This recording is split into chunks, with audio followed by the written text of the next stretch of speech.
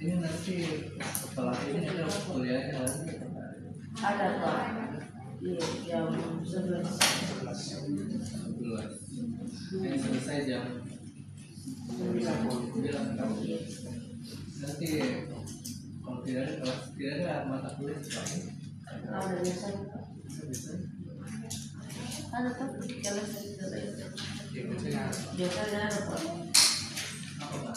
HPT juga. Tapi kena habis sudah kemar ada tuh ada 2 Pak. DP kayak udah salah. Jadi maksud saya itu mau dikasih kolor sedikit supaya bisa ada pertemuan masuk. Kalau tidak cukup di 100 menit ini berarti sebentar beda dari bisa dikasih ya. Oke, baik. Assalamualaikum warahmatullahi wabarakatuh. Selamat pagi.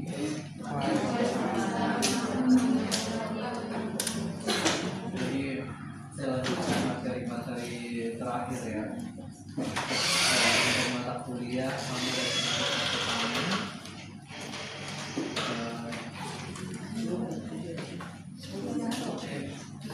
terkait materi definisi sejarah investasi, arti pentingnya, dan pengelolaan masa panen. Ini mungkin ada yang belum sudah atau ada yang belum disampaikan dengan sama Ibu Jeli tentang sejarah investasi, sama pengelolaan.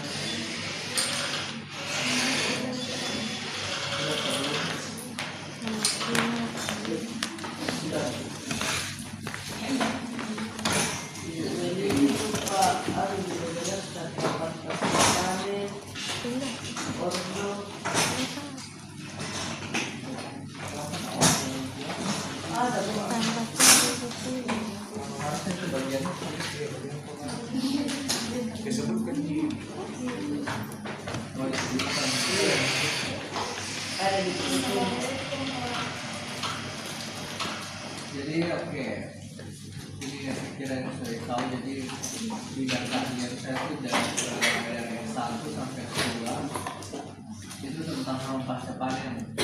Jadi sebenarnya ini mata kuliah di core bidang saya sendiri kan.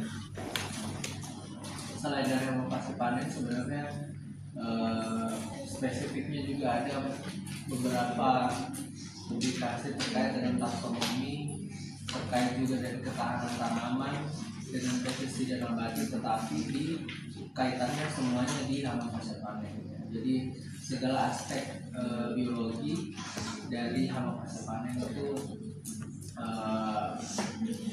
ya sudah beberapa topik sudah saya selesai. Nah, selain dari saya itu ada penelitian hama pasca panen di berbagai institusi dari kampus yang besar ya di Indonesia. Ada dari UB, yang di atas itu dosen peneliti saya, yang di bawahnya ini dari UGM, kemudian ada dari IPB, kemudian dari UNAS itu yang memulai bidang hama pasca panen terus ya. Kemudian nanti saya teruskan karena tahun depan beliau sudah beberapa ini kalau misalnya kalian nanti mau mencari tulisan-tulisan terkait dengan hama pasca panen, kenapa saya tekankan hama pasca panen ini bagi nanti kalian sebagai alumni proteksi, karena sedikit atau banyak nanti kalian akan ada yang bekerja di karantina, di badan karantina. Di badan karantina itu akan banyak sekali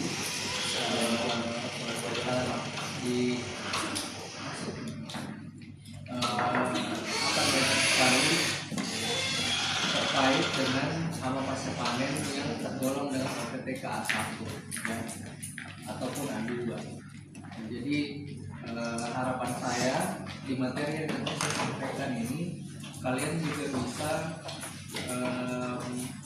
mengidentifikasi hama pasca panen, baik itu yang materi yang saya sampaikan ataupun di laboratorium di praktikumnya ya. Walaupun memang terlihat hama pasca panen apa sih, kan bukan saya mau penelitian hama pasca panen, tapi biasanya mahasiswa bahkan dari prodi kayak agrotek itu ya ada yang masuk kerja di karantina padahal dia tidak pernah mengambil mata kuliah hama pasca panen. Jadi penyakit juga demikian ya, mungkin pada saat kalian S1 penelitiannya mestinya mengenai penyakit, mengenai hama, tapi ini mata kuliah penting karena nanti siapa tahu nanti kalian ada yang banyak kerja di badan karantina ya, tidak ada yang tahu ya rezekinya kita masing-masing di masa depan bagaimana. Oke. Nah ini buku referensi yang mungkin sering kalian gunakan waktu praktikum ya. Ini jadi beberapa ditulis sama saya, sama dosen saya juga. Terus ini yang dari UGM, yang dari Dosen juga ada menulis, tapi diterbitkan di IPB. Nah kalau yang ini peneliti-peneliti internasional yang sudah mendunia ya, yang terkenal di dunia ini untuk biasa dipakai untuk orang-orang karantina untuk mengidentifikasi kasusnya. Ada orang dari Amerika, Kansas State, sama dari Belanda. Jadi publikasi saya kira ini nanti tinggal dicari saja publikasi. Ini yang publikasi punya saya ya, terkait dengan hama pasca panen. Yaitu selain pandang mengenai hama pasca panen. Ya, saya kira kalau kontrak perkuliahan itu secara umum yang sudah pernah kalian tahu dari kelas-kelas saya sebelumnya ya, keterlambatan itu lebih dari 15 menit di antar ya.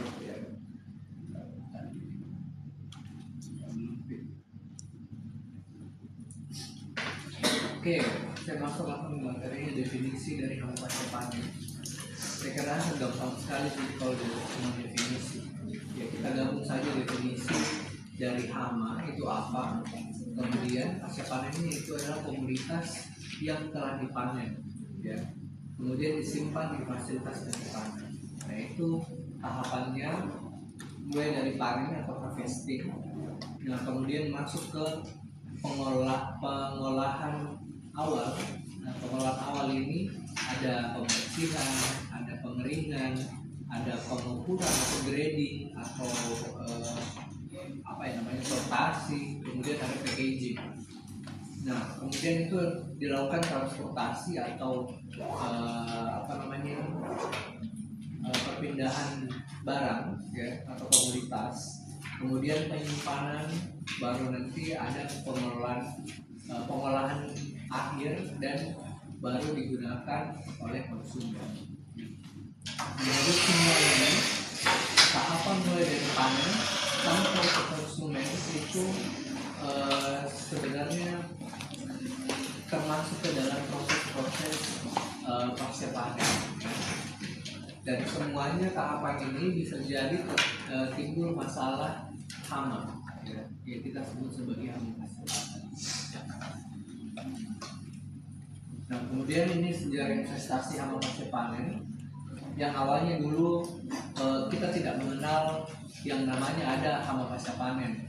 Yaitu awalnya karena sistem pertanian subsisten istilahnya. Nah, kalau dia subsisten itu luas lahannya kecil, hasil panennya itu juga tidak cukup untuk dijual atau disimpan, ya dia langsung dipakai atau digunakan dikonsumsi oleh petaninya itu sendiri.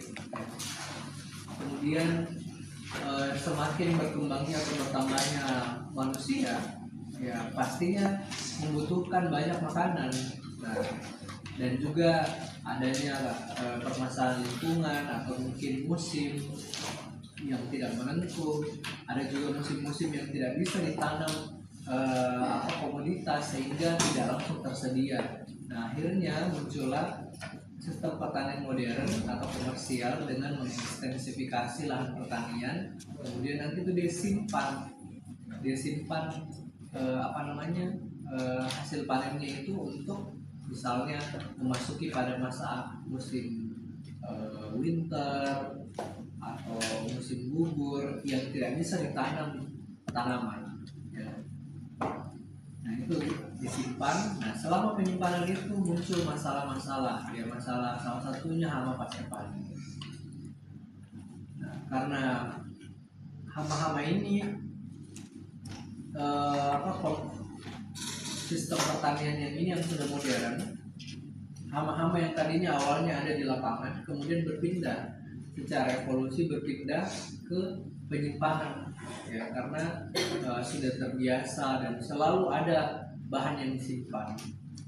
Jadi akhirnya hama-hama yang tadinya di lapangan itu sudah tidak lagi ditemukan, ya sudah tidak ditemukan lagi karena dia sudah beradaptasi di lingkungan di gudang dan makanannya selalu ada di gudang juga. Yang awalnya dulu mereka yang di hama lapangan semuanya. Nah, itu nanti ada penggolongannya kenapa bisa maksudnya itu Sitophilus dulunya bagaimana sih, ya ada sejarahnya juga itu sampai dia disebut sebagai hama pasca panen. Nah, ada beberapa sumber investasi yang bisa dikelompokkan menjadi 4, ya. Sumber investasi ini maksudnya di mana datangnya itu hama, ya. Yang pertama ada investasi horizontal. Ya, ini horizontal itu dari lapangan masuk ke gudang. Kemudian ada juga vertikal. Ini dia misalnya dari tumpukan bawah, saya ini selalu tumpukan tinggi. Itu investasinya terjadi pertama kali dari bawah, kemudian nanti hamanya berpindah menyerang ke beras-beras pertumbukan bagian atas atau sebaliknya dari atas ke bawah. Nah, itu disebut dengan vertikal. Kemudian ada juga investasi silang. Nah, kalau investasi silang ini antara komoditas yang disimpan misalnya di gudang yang sama. Jadi misalnya dalam satu gudang itu ada komoditas padi, ada juga jagung, ada juga yang lain, gandum. Nah, hama-hama yang ada di padi itu bisa menginvestasi jagung, yang dari jagung juga bisa menginvestasi padi, dan juga menginvestasi gandum ataupun yang lain, ya apa saja yang bisa disimpan. Kemudian ada juga investasi laten. Nah, ini mungkin dia biasanya ada dari alat-alat di fasilitas penyimpanan kayak misalnya sapu atau mungkin railing door atau mungkin kayu-kayu tumpukan di gudang, kemudian di lantai di mana saja atau di alat-alatnya, alat mesin-mesinnya itu ada yang tersisa makanan atau bukan makanan, biji-bijian. Nah, nanti di situ dia berkembang, telurnya di situ berkembang, larvanya nanti berkembang, berubah nanti jadi dewasa. Baru nanti dari situ pindah ke gudang yang penyimpanan, bisa jadi. Ya. Kemudian dari arti penting ini bisa dikategorikan menjadi 2 menurut Wilbur, ya. Nah, jadi ini sering saya akan memunculkan menurut siapa karena biasanya ini beda-beda juga orang yang mengemukakan pertama kali dan setelahnya.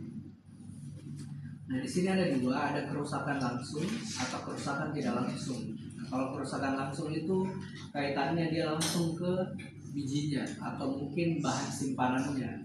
Misalnya dia kalau langsung dia kerusakan biji, entah itu berlubang, entah itu apa. Kemudian kontaminasi ini misalnya adanya apa itu bagian-bagian tubuh atau kotoran dari hama masuk di dalam bersama dengan biji-biji, nah, itu terjadi kontaminasi. Kemudian debu gerekan ini sebenarnya adalah apa namanya, sisa-sisa hasil buangan atau makan dari serangga atau hama. Misalnya dia makan biji, terus nanti tuh ada kayak debu-debu halus yang kayak apa namanya itu tepung-tepung halus ya. Nah itu debu-debu gerekan, itu kerusakan langsungnya. Kemudian juga kerusakan pada struktur bangunannya, bisa misalnya struktur bangunannya itu terbuat dari kayu. Terbuat di sini ke depan. Terbuat kenapa terlambat sekali?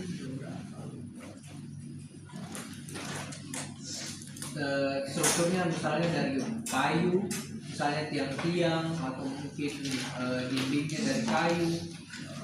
Kemudian kertas, kalau kertas ini mungkin kayak pembungkusnya ya. Kemudian juga kain, juga pembungkusnya makanan kain atau apapun lah itu yang di dalam apa namanya, di dalam gudang ya. Kemudian kalau yang tidak langsung itu misalnya peningkatan suhu dan kelembapan biji akibat dari respirasi hama. Nah ini maksudnya karena hama ini atau serangga ini bergerak dan beraktivitas di antara biji-biji atau bahkan di dalam biji, dia tentunya dia terjadi namanya respirasi. Nah respirasi itu dia mengeluarkan apa? Ya, apa? CO2 sama H2O.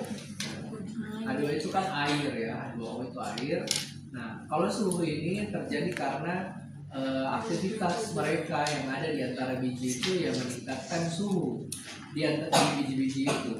Kemudian karena tadi dia mengeluarkan H2O yang air itu apa namanya, uap air ya, menyebabkan air itu terserap ke apa namanya, ke dalam biji-biji. Nah akhirnya bijinya itu menjadi lembab, menjadi ya, kemudian nanti setelah lembab muncul cendawan atau muncul mikroorganisme lain. Itu yang ada di nomor 3 ya.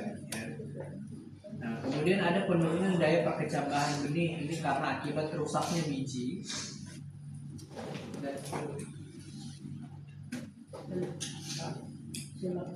Karena apa, serangganya ini memakan biji. Jadi biji itu ada, kalau di biji beras itu ada bagian-bagiannya, misalnya germ atau lembaga dan endosperm. Nah yang menjadi nanti calon-calon apa itu, calon-calon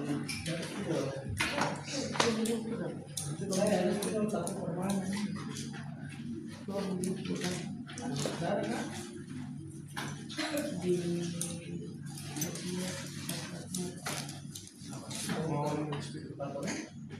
di sini ya kan? Iya kebetulan. Wah, sini ada kain. Ya,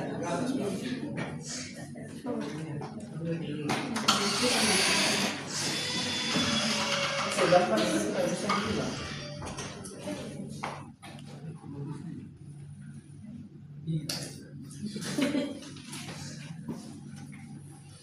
Jadi itu biji ada strukturnya. Yang paling besar itu ada namanya endosperm, ada juga namanya germ atau lembaga. Nah kalau endosperm itu isinya kurang lebih banyak karbohidrat, itu yang kalian konsumsi di beras putih. Nah kalau yang ada germnya itu biasanya kalau mungkin kalian makan beras merah. Beras merah itu ada kayak utuh, dia tidak patah seperti begini, ada.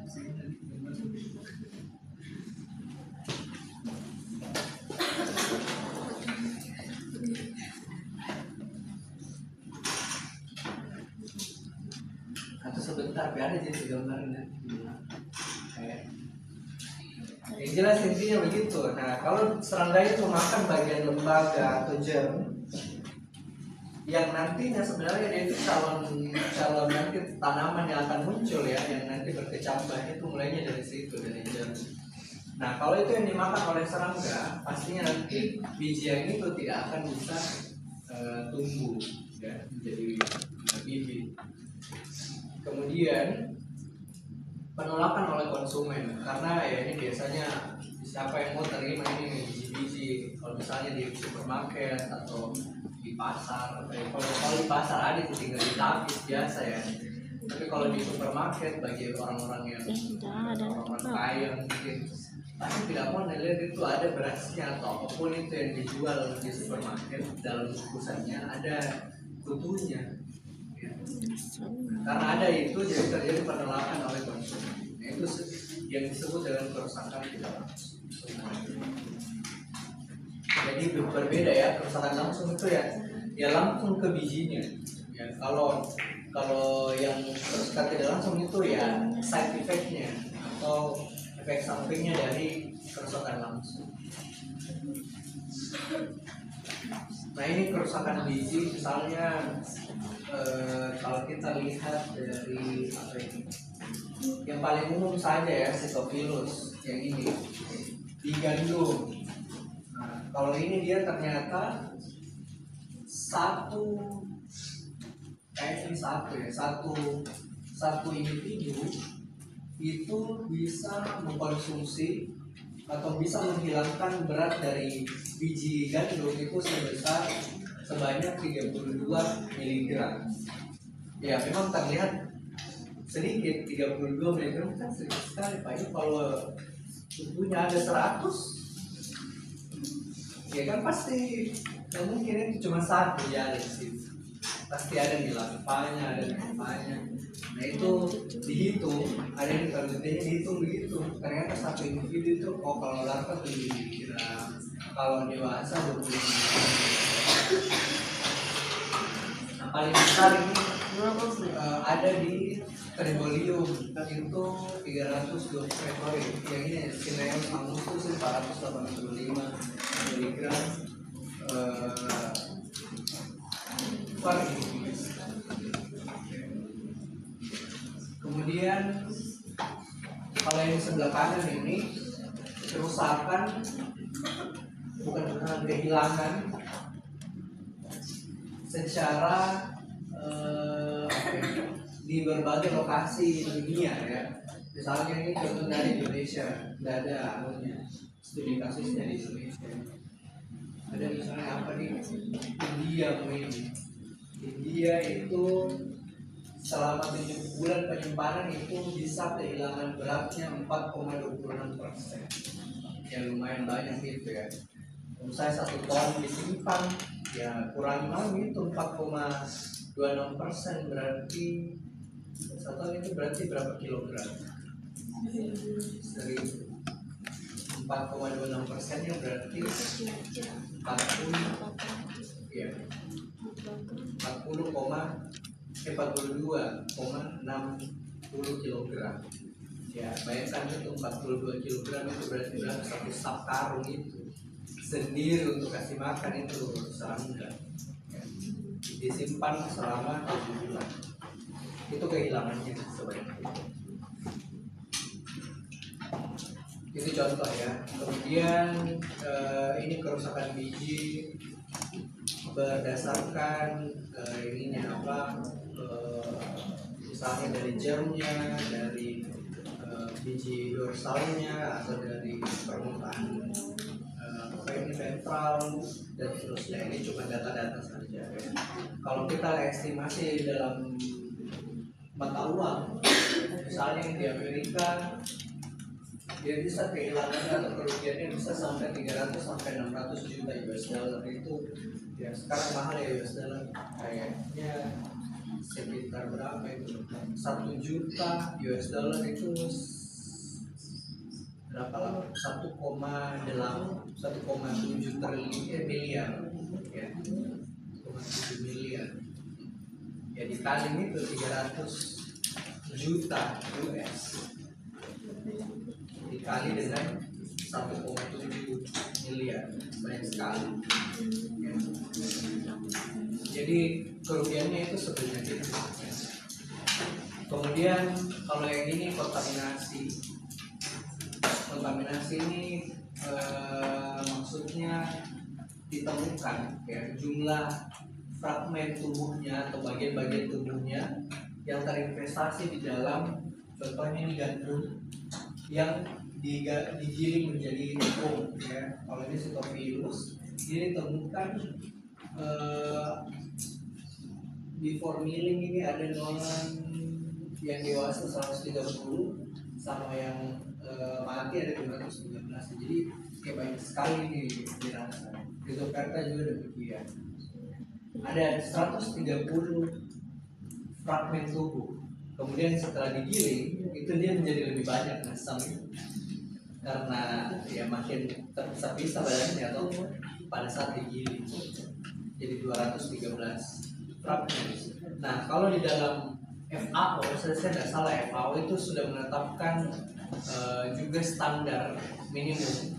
Misalnya ambang batas kontaminasi dari fragmen tubuh serangga. Ada yang kayaknya kalau saya tidak salah ada 70 atau 50 fragmen per berapa gram apa gitu. Saya lupa. Yang jelas itu ada standarisasinya. Setelah dipisah-pisah Itu untuk skala industri. Kemudian ini penggolongan, ini agak banyak ini ya. Penggolongan serangga berdasarkan 5 cara. Ya. Ada yang berdasarkan sumber pakan, ini menurut Lindsley. Ada yang berdasarkan bahan yang terserang, ada yang berdasarkan arti pentingnya secara ekonomi, ada yang berdasarkan sistematika atau taksonomi, ada yang berdasarkan letak perkembangannya di komunitas, ada yang berdasarkan waktu investasi. Nah ini dulu, kalau saya disuruh hafal sama dosen itu karena udah tahu itu, jadi itu selalu banyak sekali spesiesnya semua dihafal. Pengolongan serangga pasca panen berdasarkan sumber pakan. Nah ini ada dibagi menjadi 8 lagi. Ya. Kalau yang berdasarkan sumber pakan, ada yang menginvestasi biji atau seed investing spesies. Ada spesies yang memakan jamur, ada yang spesies yang memakan bangkai tumbuhan, ada yang spesies memakan bangkai scavenger, itu bangkai pemakan bangkai scavenger. Kemudian memakan bangkai hewan, jadi bangkai tumbuhan, bangkai hewan. Kemudian juga ada yang semi predator, hidupnya di dalam di dalam kulit kayu, di bawah kulit kayu. Kemudian ada juga yang memakan menggerek kayu. Kemudian ada juga yang menjadi predatornya predator. Gimana ini? Dan predator ini, jadi dia menjadi predator oleh predator di dalam sarang serangga. Kemudian ada yang menjadi parasitoid, ada juga yang menjadi predator. Nah ini kalau untuk spesiesnya ya. Untuk spesies yang menginvestasi biji-bijian, ya paling kita tahu Sitophilus ya. Kemudian ada kalau sebelumnya yang kacang hijau ya. Yang merah-merah ini yang penting, spesies yang penting saya ini kan. Kemudian ada juga Sitotroga. Sitotroga itu untuk padi, jagung, gandum, ya biji-biji serealia. Kemudian kalau memakan memakan jamur ya. Yang merah-merah ini yang penting, Akaroxyro ini dari golongan tungau. Ada Thyrocarpus putrescentia juga di tungau. Kemudian di famili di Cetophagidae ada spesies Diphyes camphorea itu pemakan jamur. Tapi jamur apa yang dimakan? Bukan jamur yang itu yang kalian bayangkan ya, bukan jamur begitu, tapi jamur yang menginvestasi biji-bijian atau mungkin jamur yang menginvestasi komoditas tertentu, jamurnya yang dia makan. Paham sih maksudnya? Bukan jamur enoki, jamur kuping yang begitu, bukan begitu maksudnya. Tapi jamur yang menginvestasi komoditas yang disimpan. Karena boleh beras itu jamuran, yang dia makan itu jamurnya. Nah itu spesiesnya yang penting. Ya minimal kalian hafal yang merah-merah itu lah, tidak usah di semua. Karena dulu saya hafal dulu. Waktu kita masih sekolah tuh kayak kalian harus dihafal. Nah ini kalau scavenger untuk di apa ini? Bangkai tumbuhan. Ya ada dari golongan kecoa juga, ada dari golongan Tisanura, ada dari golongan Lepidoptera, bahkan Corsira dan seterusnya. Ini tinggal dibaca sih. Ya. Yang penting kalian sudah tahu nih, oh scavenger organ animals itu berarti pemakan bangkai hewan gitu. Dan seterusnya. Kan tadi sudah dijelaskan satu-satu. Tinggal kalian baca amin spesiesnya. Kalau nanti penasaran cari yang mana gambarnya, cari di Google. Nanti setelah ini materinya itu terkait dengan identifikasi spesies penting ya. Dan semua spesies akan saya jelaskan, tapi yang penting saja karena banyak sekali menjelaskan. Kemudian yang ini penggolongan kedua ya. Penggolongan kedua itu berdasarkan bahan yang terserang menurut USDA. Yang pertama ada yang namanya golongan apa ini? Grain weevil itu adalah weevil itu sebenarnya kumbang-kumbang yang ada moncong-moncongnya. Ya weevil. Tapi tidak semua weevil itu punya moncong. Tidak semua. Cuman umumnya weevil itu punya moncong. Ya contohnya kayak Papilus. Nah disebut dengan grain karena dia weevil yang moncong itu dia menginvestasi grain. Kemudian ada dibagi lagi dengan penggerek biji atau grain borer. Nah kalau grain borer ini dia tidak punya moncong pastinya. Ya. Contohnya Rhizoperta, Stephanus, Sinodermus. Kemudian ada ngengat biji. Ngengat itu berarti beda biordonya toh. Ya. Jadi yang ngengat di sini spesiesnya ada 4 spesies. Kemudian ngengat tepung, yang keempat itu ngengat tepung, yang kelima itu kumbang, biji dan tepung. Ya, ini digabung jadi satu, jadi dia tidak kumbang tepung sendiri, tidak juga kumbang biji sendiri, tapi dia gabung menjadi satu. Kalau menurut USDA, apa kita lanjut USDA apa?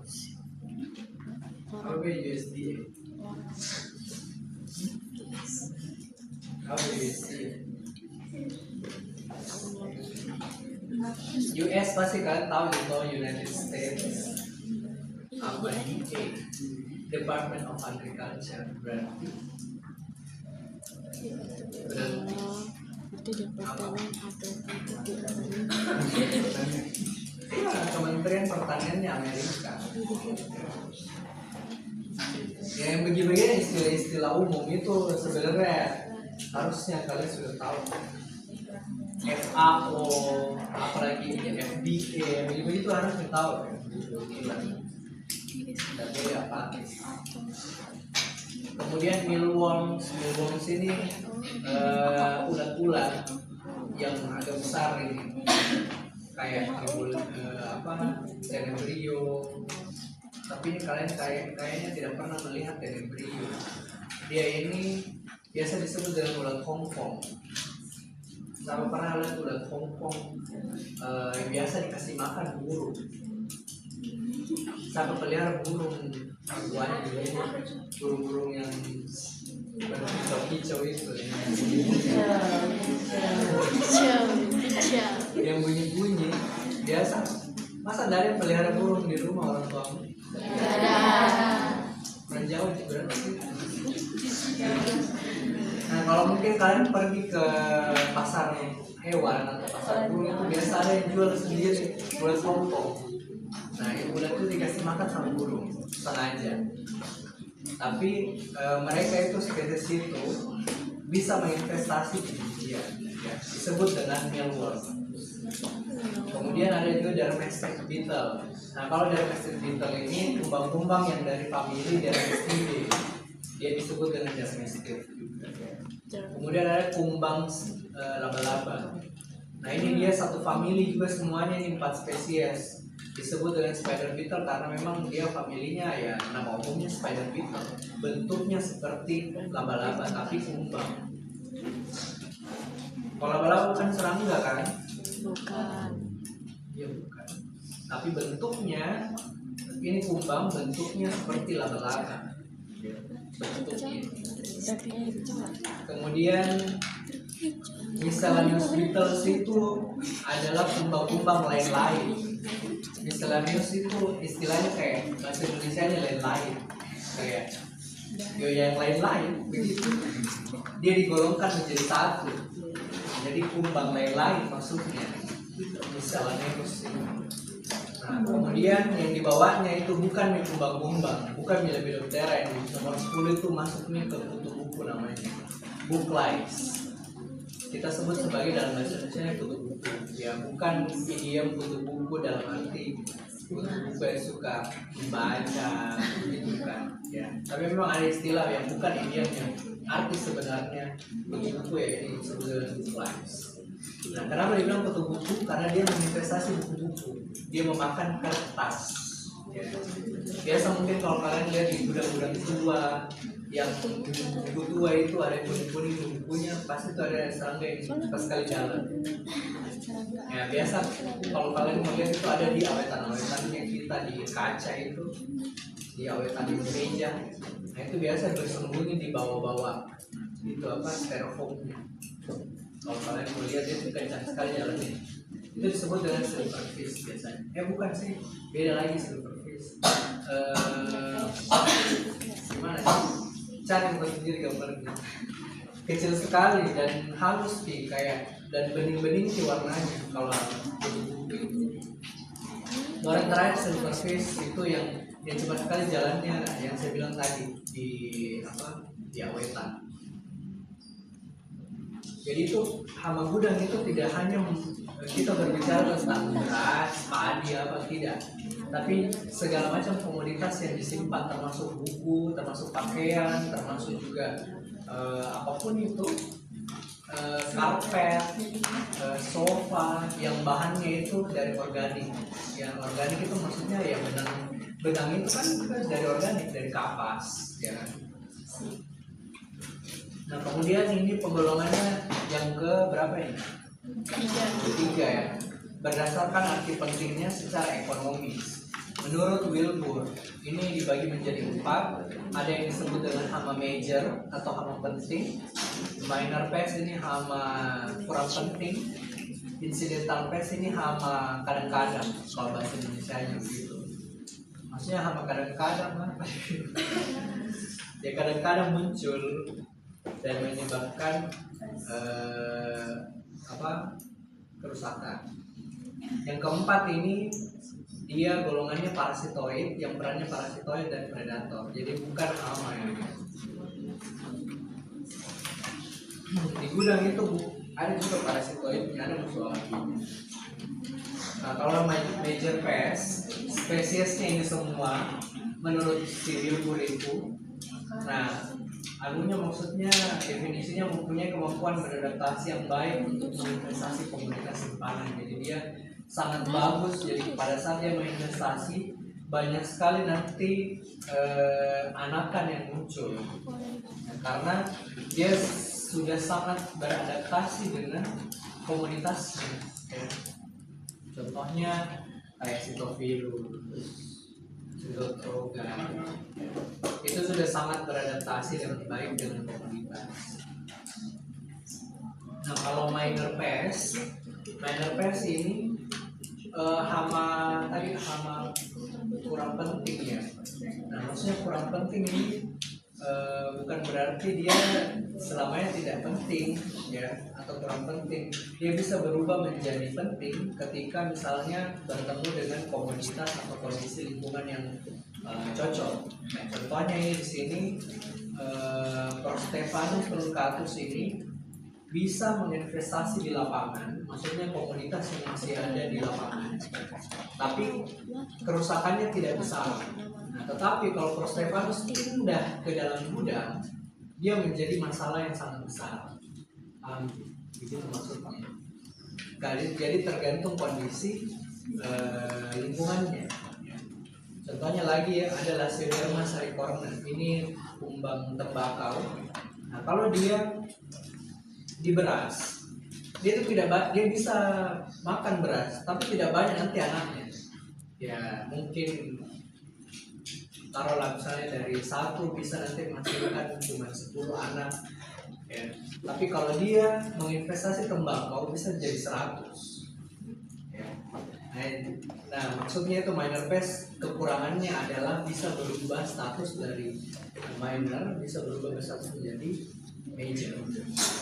Kekurangannya penggolongan ini begitu karena tidak konsisten. Walaupun ada listnya seperti ini, ya tergantung komunitasnya apa. Jadi kalau dia pindah komunitas yang lain atau kondisi lingkungan yang mendukung, dia berubah statusnya menjadi major, bukan minor atau yang kurang penting itu.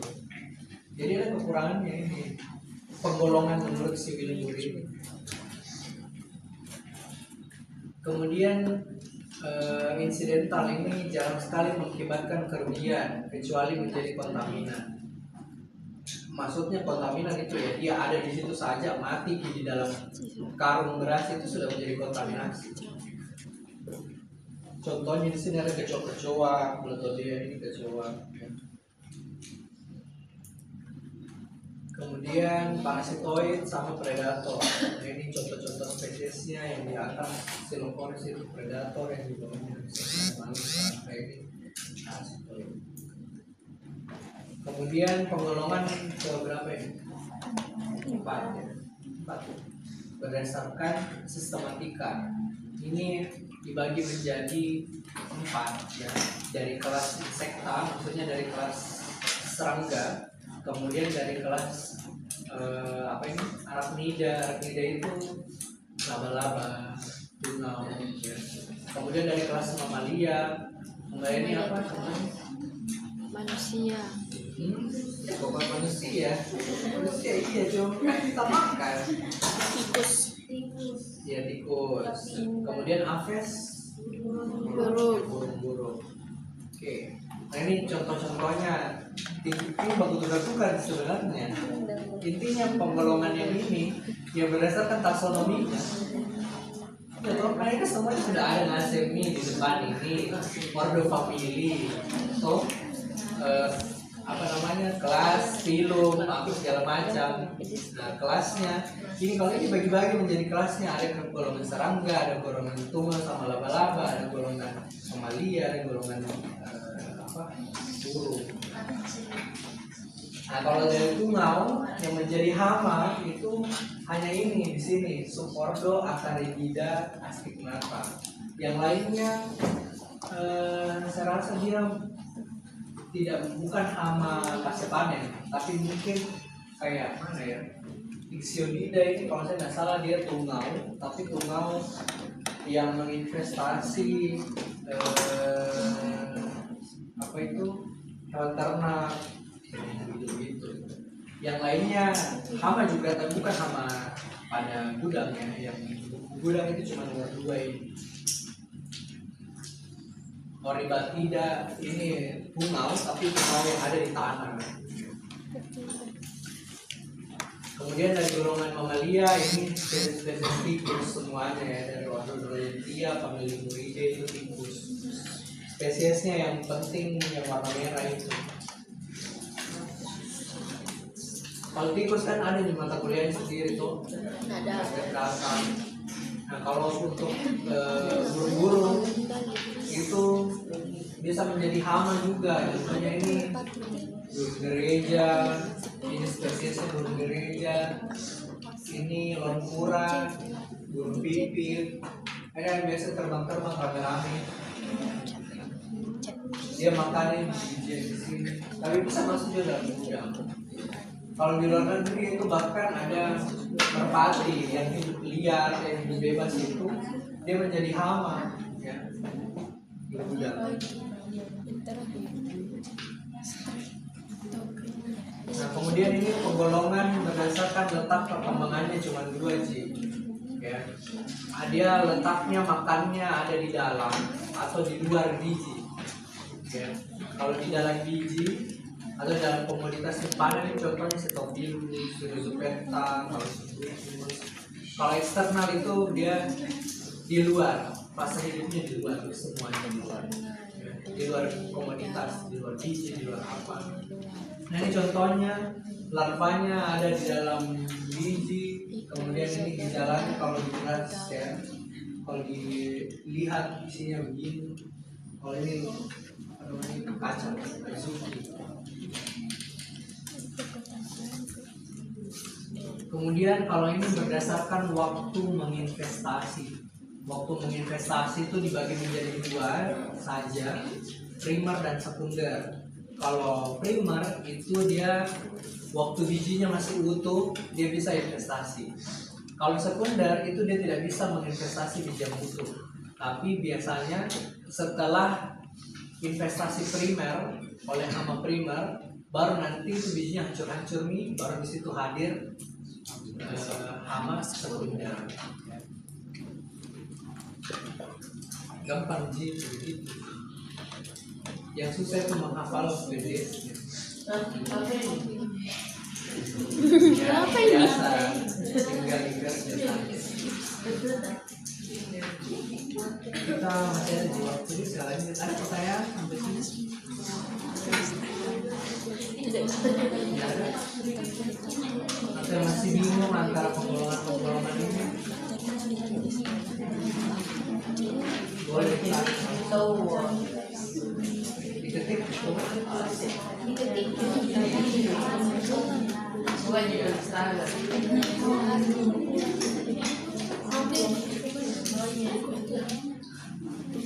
Nah, sekarang saya masuk di identifikasi dan bioekologi untuk hama pasca panen 1 di Coleoptera, famili Purpureonidae, Bostrichidae, Isomelidae, dan Brentidae. Jadi ada 4 famili yang di sini.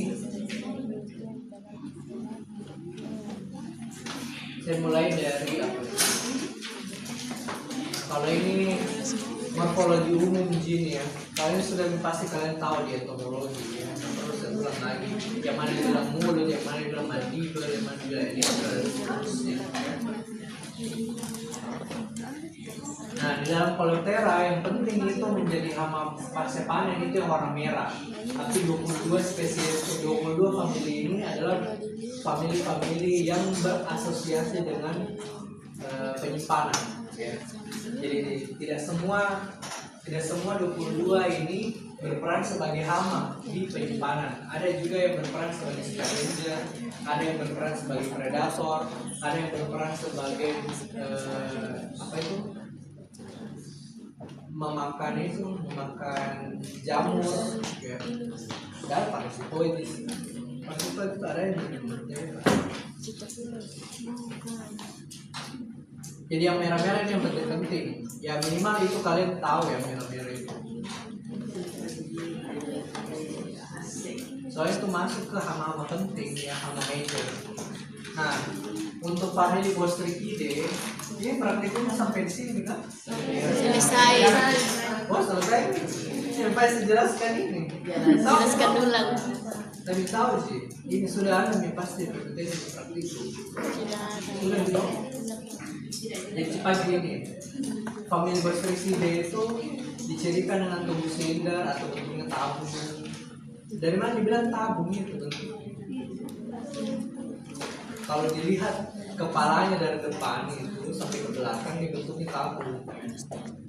Kemudian kepalanya tersembunyi ya dan menghadap ke bawah. Dan perang ini kepalanya ya, yang ini di atas bukan kepala, tapi ini apa ini di sini?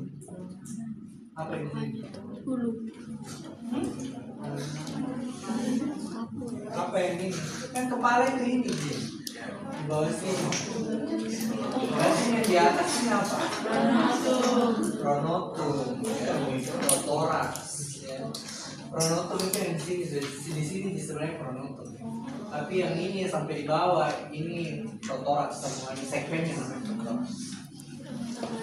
Nah, kemudian pronotumnya dengan deretan barisan struktur gigi yang mengarah ke depan ini. Ya. Kalau kita lihat secara dorsal ini, pronotumnya ada gerigi-geriginya begini. Kemudian antenanya pendek dengan 3 segmen terakhir yang membesar membentuk gada. Ya. Gada, kita istilahnya itu disebut dengan gada. Atau kalau dalam bahasa Inggris biasa bilang club, CLUB, club. Kemudian ada 3 spesies penting di famili ini yang menjadi hama panen atau hama yang berasal dari penyimpanan. Ada Rhizoberta, Prosophanus dan Dinoderus. Ini bedanya secara gampang ya, bedanya itu cuma dilihat dari ujung elektra. Ya, ujung elektranya kalau Rhizoberta itu apa? Meruncing. Kemudian Prosophanus ya persegi, Dinoderus unggulan ya. Jadi meruncing, persegi dan unggulan. Yang tertukar ini dibilang unggulan salah itu. Yang mana sebenarnya dibilang itu meruncing Pak. Ini sebenarnya begini. Ada gambar yang sebenarnya lebih jelas begini sih. Tapi tidak bagus kualitasnya gambarnya. Jadi sebenarnya gambar itu terkadang beda perspektif atau beda point of view kita melihat itu bisa beda bentuknya. Kemudian apa lagi? Nah, satu-satu. Ada ini kan? Diperhatikan juga. Ada sih. Ada. Ya, tinggal dibaca ya. Ini inangnya biji-biji serealia. Ya. Intinya dia biji-biji. Tapi ada juga kacang ini, kacang Arab, gaplek. Nah, kalau gaplek, tahu gaplek? Gaplek itu apa itu singkong yang dikeringkan. Saya tidak tahu diapakan itu kalau di sini. Biasanya kalau di Jawa itu dimakan, habis itu digoreng, dikeringkan, dijemur, habis itu digoreng atau dikukus. Dan kalau itu makan ya tinggal dibaca kerugiannya. Nah, kalau gejalanya paling gejalanya sebenarnya gejala umum pada hama gudang yang berlubang ya. Kemudian siklus hidupnya ya tinggal dibaca saja hari-harinya. Yang jelas karena dia Coleoptera berarti dia metamorfosisnya sempurna ya, mulai dari telur. Nah, telurnya ini biasanya diletakkan di apa itu menempel di biji atau tidak berada di antara biji-biji. Jadi terlepas di antara biji-biji. Jadi dia selalu menempel begini telurnya ini. Bukan yang ini ya telur tapi yang kecil-kecil ini kan. Kemudian nah telurnya ini letaknya di luar. Maksudnya di luar itu di permukaan biji kah atau di antara biji.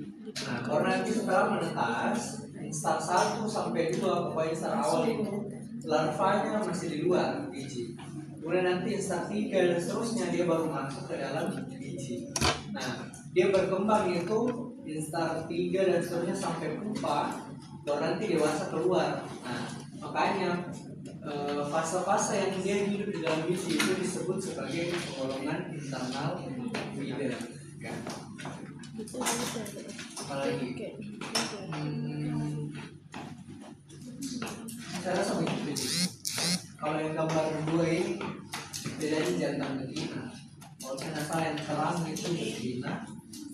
yang gelap jantan, kabarnya cara itu.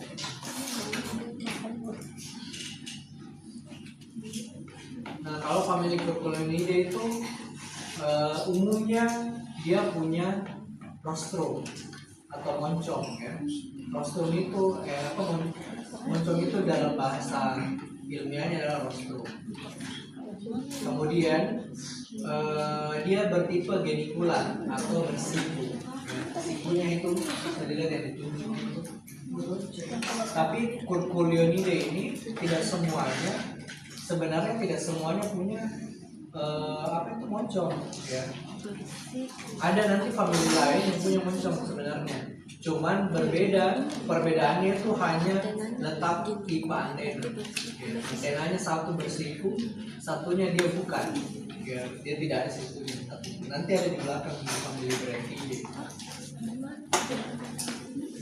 Nah, kemudian perbedaannya antara ada beberapa spesies ya di dalam famili ini yang menjadi penting sebagai hama pasca panen.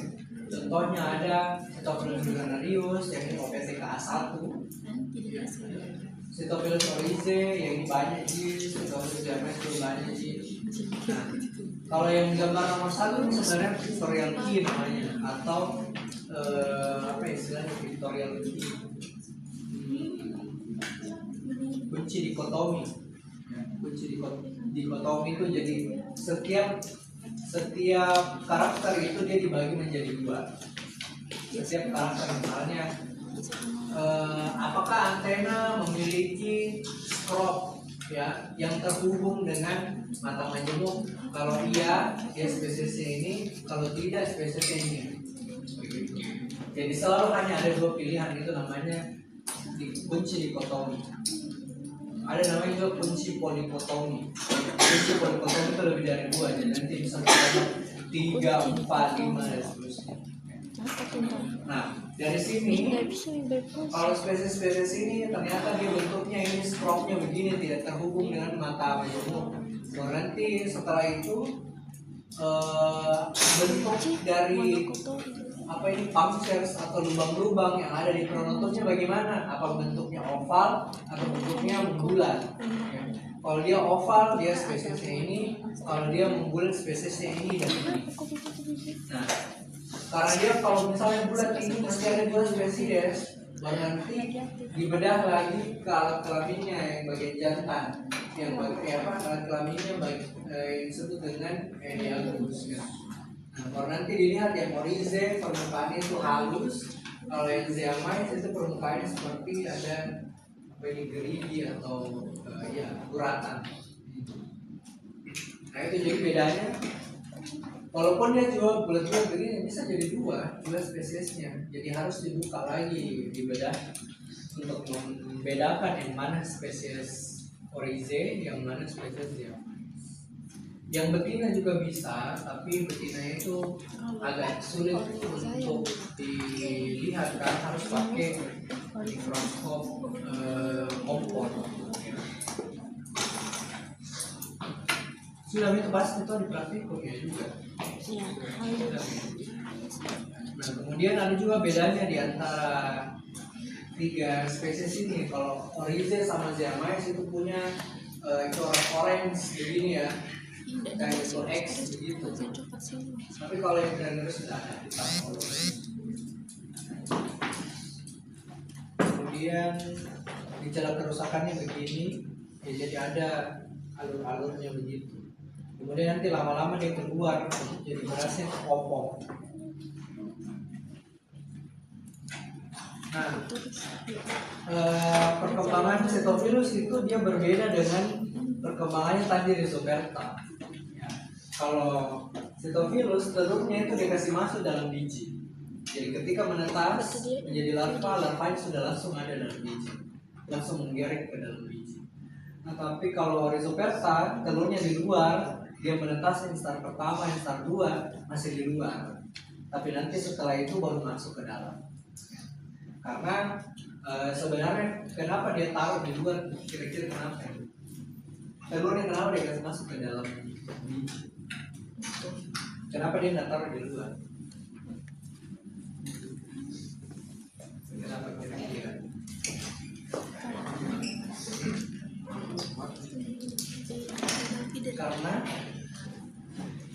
Karena larvanya Cotyloididae itu tipenya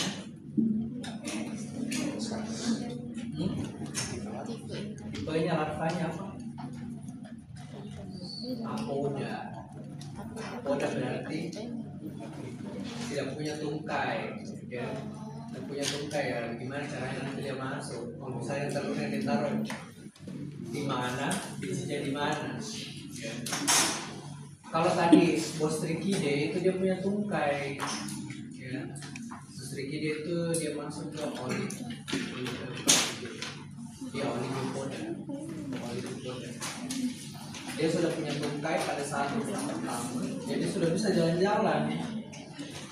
Kalau yang ini apoda, ya bisa juga jalan, tapi jalannya itu kayak bagaimana mungkin putar-putar, kadang-kadang begitu. Nah, kemudian nanti larvanya itu seluruh stadium, seluruh instar. Jadi instarnya larvanya itu berada dalam biji, telurnya juga dalam biji, pumpanya juga dalam biji. Nanti keluar pada saat dia menjadi mampu. Kenapa dia harus keluar dari biji? Kenapa imagonya harus keluar dari biji? Kalau misalnya bijinya besar, kalau beras kan habis nih. Biasanya beras itu satu butir beras isinya cuma satu di sitofilus. Tapi kalau kayak jagung itu bisa lebih dari satu. Tapi kenapa dia harus keluar dari biji paling? Bukan alasannya karena makanannya nggak ada, tapi karena dia mau cari betina, kawin atau jantan lagi kawin. Gimana ceritanya dalam situ dia ketemu? Kalau di beras satu isinya, tapi apakah bisa satu telur itu bisa ada lebih dari satu telur itu ada dalam satu biji? Bisa tidak? Dalam satu biji beras, kan beras nanti cuma satu jadi. Maksudku jadi imago cuma satu biji. Apakah bisa lebih dari satu telur di dalam satu biji beras? Bisa. Tetapi ya, kalau misalnya telurnya dua-duanya menetas menjadi larva, ya nanti larvanya baku makan, kanibal. Di satu nanti yang siapa yang lebih kuat ya dia tuh yang hidup. Jadi sifatnya memang Rhizogarpa itu Sitofilus itu sifatnya kalau dalam satu biji dia menjadi kanibal. Kecuali mungkin kayak biji jagung, kan besar sekali itu jagung. Ya mungkin dalam satu jagung itu bisa 2-3 Sitofilus bisa. Kalau dalam jagung itu misalnya 10 telurnya juga nggak semuanya juga bisa hidup jadi 10. Nggak bisa. Nah, telurnya tanda-tanda di dalam biji itu ada namanya eggplant. Ini ada lubang-lubang. Terus nanti dia ditutupi dengan yang namanya eggplant. Eggplant itu terbuat dari wax atau lilin. Eggplant itu artinya penutup telur. Plat itu penutup, ya. Jadi kasih lubang dulu, betinanya itu kasih lubang dulu dengan mulutnya, dengan mandibalnya, baru nanti ditaruh telurnya pakai ovipositor. Setelah itu dikasih keluar sekresi lilin, nah tutupi. Kalau ini dia tidak tutupi, ini jadi tutupi. Jadi kelihatan toh. Biasanya kalau dalam penelitian itu, kalau mau lebih jelas, biasanya pakai asam fuksin supaya dia warnanya pink. Jadi nanti kalau mau penelitian yang begitu, disirami dengan asam fuksin, baru nanti dia pink di binti-binti begitu. Nah, jadi nanti binti-bintinya itu begitu sebagai telur. Kalau dia sama begini, ini enak sih karena saya pilih kamu gambar yang jelas. Bagaimana dengan kalau eggplantnya betul-betul tersamar dengan warnanya, warna biji. Jadi itu sekresi yang dikeluarkan oleh betina untuk menutup lubang itu.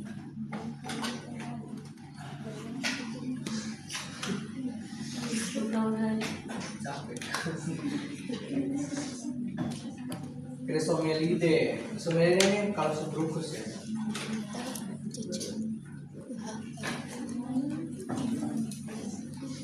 Sampai selesai mengidentifikasi semua. Biar Blepidoptera selesai. Sudah. Masa. Sitophilus granarius ada Ji. Ada dikasih lihat. Spesimennya berarti itu. Sitophilus apa Ji yang kalian harus beda? Oriza tidak ada yang A1 itu. Tidak ada yang A1 yang granarius. Itu kapal yang bang. Ada itu di lab sebenarnya spesimennya yang granarius. Supaya kalian bisa lihat dan secara langsung bagaimana bedanya granarius dengan siamais dan Penicillium. Karena kalau di karantina itu ya yang dicari targetnya itu granarius. Tapi kalian juga harus bisa lihat yang Oryzae sama siamais. Walaupun namanya Oryzae bukan berarti cuma ada di beras, nah, ya bisa ditemukan di jagung, bisa ditemukan di apa. Sebaliknya juga siamais begitu. Kemudian famili Chrysomelidae. Nah, famili Chrysomelidae ini semuanya memang herbivore, tetapi hanya subfamili yang namanya subfamili Burkinae yang menjadi hama pasca panen. Ya. Elytra pendek dan memperlihatkan satu atau lebih ruas abdomen yang tidak ditutupi oleh elytra. Nah ini maksudnya namanya ruas abdomen yang tidak ditutupi elytra. Elytra cuma sampai sini. Sisanya ini terlihat si tergumnya Kemudian kepala relatif sempit terhadap pronotum. Nah, ini kepala lebih sempit, maksudnya lebih sempit daripada pronotumnya ini. Kemudian antena panjang dengan teknik sederhana atau seperti gerigi. Membentuk antena tidak membentuk dada, jadi tidak ada dadanya yang besar itu. Berasosiasi dengan berbagai jenis kacang atau kolomna. Kalau famili ini atau spesies ini dia itu termasuk ke kalau kita lihat berdasarkan kisaran inangnya dia masuk ke golongan oligofag. Oligofag itu berarti hama yang kisaran inangnya hanya pada satu famili yang sama, yaitu famili Legum. Tapi kalau Sitophilus, Rhizoberta itu polifag, ya. Karena dia bisa manifestasi dari biji-bijian serealia, dari kacang-kacang, kadang-kadang kan beda famili. Bisa bahkan pernah itu ada penelitian spaghetti, terus makaroni, apapun lah itu yang entah itu chips juga, bahkan chips entah potato terus apa segala macam itu ya chips yang dimakan itu juga berarti bisa terinvestasi oleh Sitophilus. Karena semua bahannya itu dari tepung dari mana ya, dari gandum. Gandumnya ya pastinya inangnya dari Sitophilus dan kawan-kawan. Jadi kalau famili ini tuh oligofag. Nah, ada dua spesies yang umumnya ditemukan, umumnya. Ada dua spesies lain sebenarnya, cuma dua ini yang saya kasih lihat. Chinensis sama Maculatus. Bedanya itu hanya ada kita lihat di kayak dulu atau rambut halus di posterior abdomen ada yang global begini menyatu, itu Chinensis. Kalau yang Maculatus dia renggang begini, ada jaraknya. Dan biasanya umumnya kalau Chinensis itu dia selalu terbang. Kalau Maculatus itu ada versi terbangnya, ada versi tidak terbangnya. Ya. Lebih diverse, lebih beragam ini yang Maculatus tipenya. Maksudnya walaupun satu spesies dia punya tipe terbang, dia juga punya tipe yang tidak bisa terbang. Begitu. Ada bukunya sendiri khusus untuk Burkinae ini. Nah, dijelaskan di situ ada forma-formanya juga begini. Maksudnya forma itu yang ini. Ada rambutnya bentuknya begini, ada yang bentuknya apa gitu, tapi satu spesies semua. Jadi agak-agak unik ini yang makulatus karena begitu nih, ada yang bisa terbang, ada yang tidak bisa terbang. Ada yang mandul juga, ada yang tidak. Yang maksudnya mandul secara alamiah.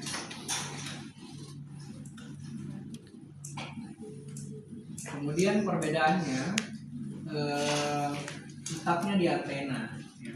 Kalau kinensis jantannya dia bentuknya pektina, sedangkan betinanya itu sera. Ya. Coba dilihat beda toh, pektina dengan sera. Kemudian apalagi di abdomen, di elitranya itu ada corak begini, sama-sama punya corak begini. Ya. Ini persamaannya kalau begitu.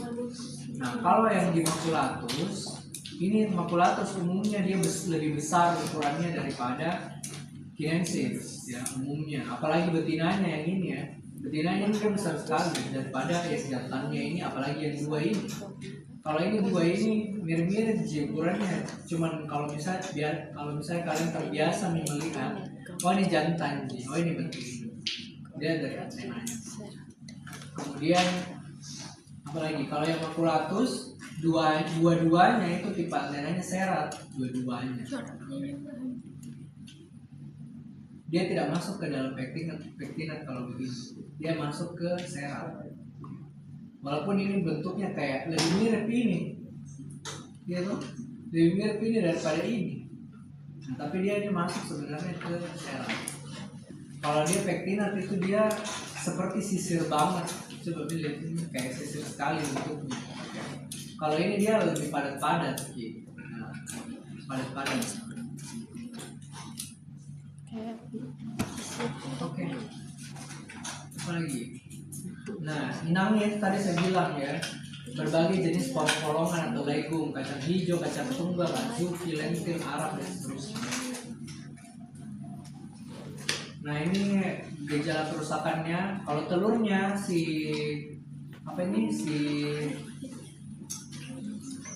kalau subrukus itu dia dikasih tempel di permukaan biji, tidak masuk ke dalam biji tapi di permukaan. Ya. Yang ini yang putih-putih, yang ini telurnya. Ya. Kemudian nanti telurnya menetas, langsung larvanya menggerek ke dalam biji. Ya. Jadi dia tidak keluar. Karena kalau di famili ini dia itu larvanya apoda. Nah sehingga kalau dia keluar dari biji pasti dia mati. Dia keluar tidak menggerek ke dalam biji, dia keluar dari sini misalnya ya. Dia keluar dari sini ya dia nanti mati karena tidak ada tungkainya, dia apoda ya. Jadi dia harus menggerek ke dalam, ke permukaannya itu langsung, di bawahnya itu telur ya. Tidak boleh di atasnya telur. Apakah? Nah, kemudian apalagi ini siklus hidupnya. Jadi telurnya itu adanya di luar. Nanti setelah menetas, larvanya langsung masuk ke dalam biji. Ya, gambarnya ini larvanya.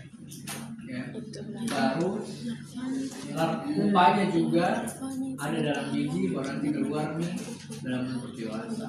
Nah, spesies ini agak berbeda dengan Rhizoperta, dengan Staphylos. Apa yang beda? Karena lama hidup imagonya yang beda. Kalau subrukus ini lama hidupnya paling 1 minggu, paling lama 2 minggu, ya paling cepat 5 hari. Nah, kenapa? Karena imagonya ini dia tidak makan komoditas, yang makannya cuman larvanya saja. Karena dia tidak makan pada fase dewasanya, ya akhirnya energi yang dia gunakan itu ya hanya untuk kawin, produksi telur, terus meletakkan telur itu. Jadi hidupnya cuma itu saja untuk reproduksi. Setelah itu mati. Kenapa dia tidak makan? Kira-kira. Kenapa tidak mau makan? Padahal itu komoditas. Kenapa tidak mau makan?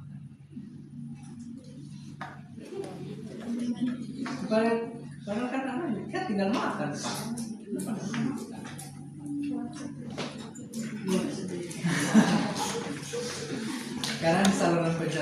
itu ada organ yang tidak lengkap, sehingga kalau dia makan pun tidak terserap itu nutrisinya. Akhirnya ya selalu merasa lapar. Ya, tidak terserap nutrisinya, artinya apa? Tidak ada energi. Akhirnya ya daripada dia mengunyah, menghabiskan energi, mending dia kawin, dia itu meletakkan telur, menghasilkan telur. Jadi kalau subulkus ini masuk ke dalam hama gudang yang hidupnya singkat atau hidupnya pendek, sekitar imagonya ya, imagonya itu sekitar paling cepat 5 hari mati, paling lama karena penelitian saya itu 2 minggu 14 hari, tapi sedikit sekali dia rata-rata ya 1 minggu. Nah ini famili terakhir nih.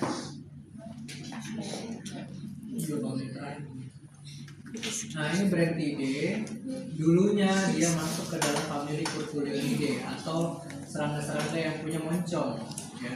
Tapi berkembangnya taksonomi yang memisahkan kumbang moncong itu menjadi 2. Kumbang moncong yang berdasarkan antenanya yang jadi bulat, yang satu ini antenanya bukan genikulat. Nah yang tidak genikulat itu masuk ke famili Brentidae, yang jadi bulat masuk ke famili Curculionidae. Kemudian antena tidak genikulat, elektra mengkilap berwarna biru gelap dan berbentuk memanjang hingga oval dan yang kurang jelas. Nah, ini ya, maksudnya warnanya ini ya, mengilap, bahasa Indonesia mengilap. Terus pronotum menyempit, nah ini pronotumnya menyempit dekat dengan pangkal. Pronotum menyempit dekat dengan pangkal. Kemudian Mesothoraks memiliki sulcus. Sulcus itu yang ini ya, ada lekukan ke dalam di bagian sulcus itu di bagian posterior pronotum. Posterior. Kemudian tungkai dan pronotum berwarna merah hingga jingga ini. Tungkainya berwarna merah. Nah, hanya ada satu spesies penting di famili ini yang menjadi hama gudang, hama pasir panen itu Silas formicarius atau biasa disebut dengan kumbang bole, kumbang lanas atau sweet potato weevil. Ini dia bukan cuman salah satu yang paling utama itu adalah inang nubijalar. Dan dia nubijalarnya bisa nubijalar yang masih di lapangan, bisa juga yang sudah di gudang. Jadi dia ini bisa menginvestasi terbawa dari lapangan ke gudang, masuk ke kategori apa tadi?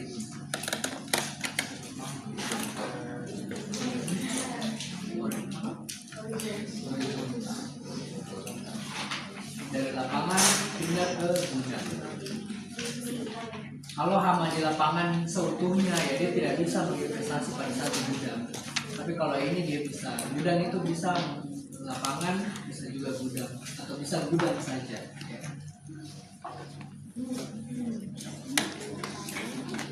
Nah, gejala kerusakannya itu bisa dilihat dari luar, permukaan ubinya itu ada lubang-lubang bekas gerekan yang seperti gambar ini. Yang kiri ada lubang-lubang gerekannya.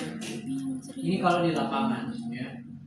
Kemudian kalau misalnya kita belah, itu ada gerekannya dari dalam, ya. Liang-liangnya seperti ini. Dia warnanya kecoklatan. Kemudian nanti kalau misalnya kita masak ini ubinya atau kita konsumsi, dia rasanya pahit, ya. Karena ada senyawa ini yang namanya sesquiterpen di liang-liang ini yang coklat-coklat ini. Kalau dia parah ya begini bentuknya umbinya kalau parah. Kalau di lapangan dia menginvestasi mulainya itu bisa dari daun, ya. Bisa juga mulai dari ini ya, batang-batangnya itu yang jalar-jalar masuk dari situ, kemudian nanti dia turun ke umbi ke dalam tanah. Atau bisa juga tidak melalui batang, tapi langsung ke umbinya dengan melalui celah-celah di tanah. Di rekahan-rekahan tanah itu, misalnya tanahnya retak-retak atau apa itu dia masuk melalui itu. Nah ini telurnya, larvanya, telurnya ini dia masukkan ke dalam umbi ya. Buat nanti telurnya menetas nih juga larvanya di dalam buahnya itu, umbinya. Pupanya juga begitu, buat nanti dewasanya keluar dari umbi. Ini imagonya dia cukup besar ya, seukuran kayak mungkin semut rang-rang. Seukuran begitu ya. Pernah lihat semut rang-rang kan? Ya, seukuran begitu ya. Ukurannya. Dan sering disalahartikan juga kalau orang awam ini bilang semut, ada bukan kumbang. Ya saya kira begitu, ada pertanyaan.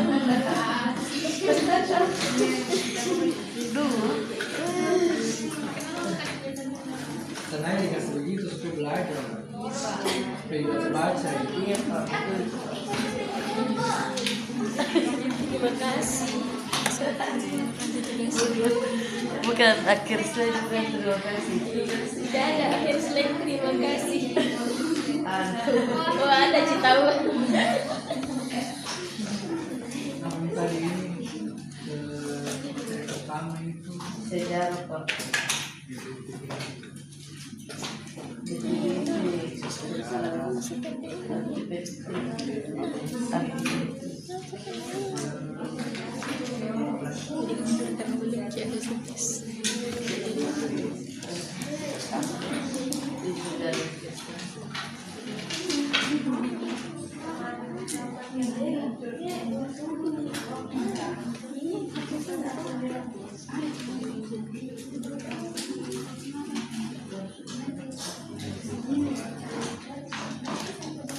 Di mana dulu Pak?